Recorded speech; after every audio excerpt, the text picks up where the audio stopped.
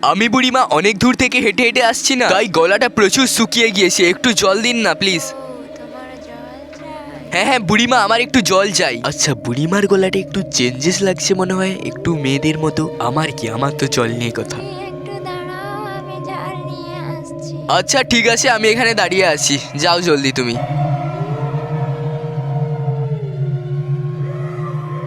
আচ্ছা, এত ফাঁকা জায়গায় বুড়িমার বাড়ি এখানে একা কি করে আছে বুড়িমা? চারিদিকে কোনো বাড়িও নেই, কোনো নেই, শুধু নির্জন, শুধুমাত্র একটা স্মার্টফোন নিয়ে দাঁড়িয়েছি, তাও আবার 12টা 12:30 বেজে গেছে।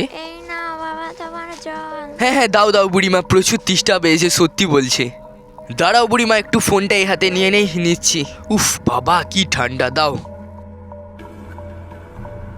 উফ, জলটা পেয়ে যেন জীবনটা শান্তি হলো। এবার একটু খেয়ে নেই জলটা। এদিকে সিপিটাও খুলছে না, কি করি? ফোনটা এখানে রেখে দিয়ে তারপরে খুলি।